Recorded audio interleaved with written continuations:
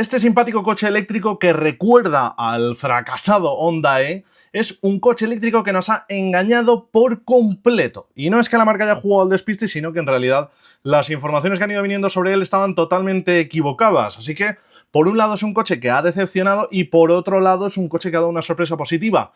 Quien debería de estar con las manos en la cabeza es Renault, y desde luego con su Renault 5, porque es un coche que va a encajar exactamente en el mismo sitio. Como te digo, este coche se llama Firefly y se llama así exactamente igual que la nueva marca de la que forma parte, que se llama también Firefly. Firefly es en realidad la tercera marca de NIO, una marca china de coches eléctricos especializada en este tipo de vehículos, que tenía por debajo a Onvo, digamos en un segmento medio, y se suponía que Firefly debería de ser su marca de acceso, una marca inclinada específicamente para el cliente europeo y que decepcionó, pues bueno, sencillamente porque se esperaba que fuese un coche muy barato y en realidad no es un coche muy barato, es un coche sencillamente, entre comillas, barato. De momento solo tenemos su precio en Países Bajos, donde por cierto 29.900 euros si eso lo trasladásemos a España, que al fin y al cabo también pagamos en euros, y con el plan MOVES, pues bueno, podría quedarse a partir de los 22.000 euros aproximadamente, pero ya veremos cómo se va a quedar.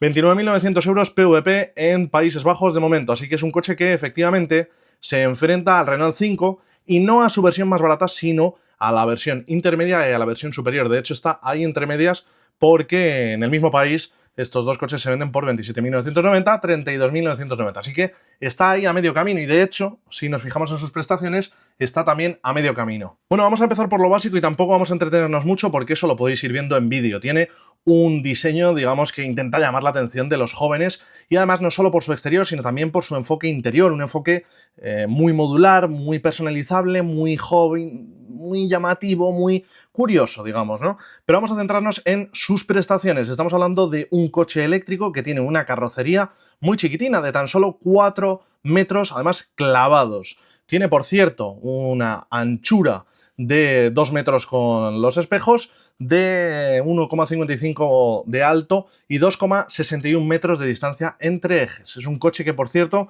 pesa 1.442 kilos, que además cuenta con un maletero de 404 litros y que se puede ampliar, eso sí, a 1.253 abatiendo los asientos y, sobre todo, muy interesante, tenemos un maletero frontal de 92 litros. Es un coche que no puede arrastrar absolutamente ningún tipo de remolque.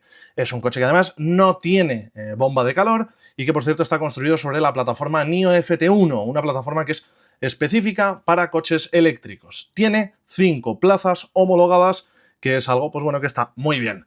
Cuenta con un motor eléctrico que desarrolla una potencia máxima de 143 caballos, así que, como veis, está entre las dos versiones superiores del Renault 5, que son las que, por cierto, de momento están a la venta.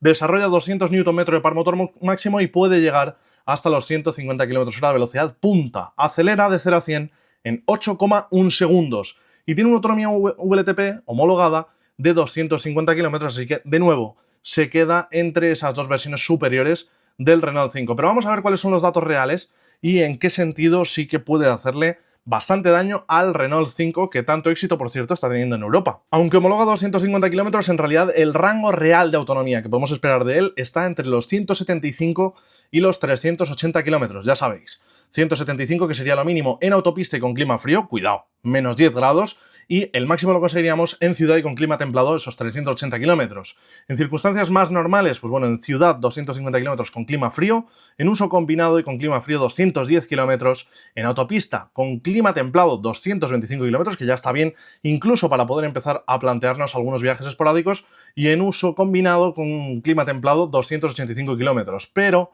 como siempre digo, para mí, lo que hay que exigir es como mínimo 200 kilómetros entre paradas en autopista y sobre todo ver cómo se combina esto con el sistema de carga. Estamos hablando, por cierto, de un coche que utiliza una batería LFP, mientras que el Renault 5 utiliza en toda su gama baterías NCM, que tiene una capacidad nominal de 42,1 kWh y una capacidad útil de 41,2 kWh. ¿Cómo se nota aquí que estamos hablando de un fabricante especializado en coches eléctricos? Porque, como veis, la capacidad útil de la batería está muy cerca de la capacidad nominal. Bien, cuenta, por cierto, por quien quiera saber este dato curioso, con 110 celdas y tiene un sistema eléctrico con arquitectura de 400 voltios, a pesar de que, evidentemente, la marca tiene otros modelos por encima con arquitecturas de 800 voltios. La batería tiene una garantía de 8 años o 160.000 kilómetros, lo que primero ocurra. El cargador embarcado para corriente alterna es de 11 kilovatios, muy bien en este sentido, aunque es lo que ofrecen prácticamente todos, pero es verdad que hay muchas marcas que de serie solo ofrecen cargador de 7,3 kilovatios hora y hay que comprar o hay que pagar aparte como opcional el llegar a los 11 kilovatios. En este caso pues lo tenemos de serie y, por cierto, el cargador está en la parte lateral trasera, muy bien, en el lado derecho. Y el sistema de carga aquí es donde destaca porque, igual que el Citroën C3 o que el Fiat Grande Panda, tiene un sistema que soporta hasta 100 kilovatios. Recordemos que en el caso del Renault 5 e-Tech, la versión más alta de gama sí que soporta 100 kilovatios, pero en la versión intermedia, la que ahora mismo es la más sencilla de la gama, pero bueno, ya sabemos que luego llegará otra, tenemos 80 kilovatios. Así que en este sentido sí que aquí sí se queda más cerca de la versión de gama alta. Sin embargo, ¿qué es lo que ocurre cuando sometemos a este sistema de carga a una prueba de uso real? Pues lo que ocurre es que con una toma de 150 kilovatios, que ya está por encima de su potencia máxima, de esos 100 kilovatios, alcanza un pico, efectivamente, de 100 kilovatios, pero mantiene una potencia media de 65 kilovatios. En realidad peca exactamente de la misma manera que la mayoría de los coches eléctricos que utilizan una batería LFP. Mientras que en el Renault 5 e-Tech podemos llegar a un rendimiento medio de 70 kilovatios, en este coche nos quedamos un poquito por debajo con esa media de 65 kilovatios. Aún así, la verdad es que cifras muy buenas y según el fabricante podemos cargar del 10 al 80%, que en realidad es lo que más nos interesa y lo que nos demuestra pues, la curva de carga, cómo se comporta, del 10 al 80% en 29 minutos. Lo que hace que, aunque no es un coche pensado para viajar, es un coche que en realidad tiene un enfoque urbano, pues hace que sea un coche que en realidad es válido para poder hacer viajes con una frecuencia, pues evidentemente, muy relativa.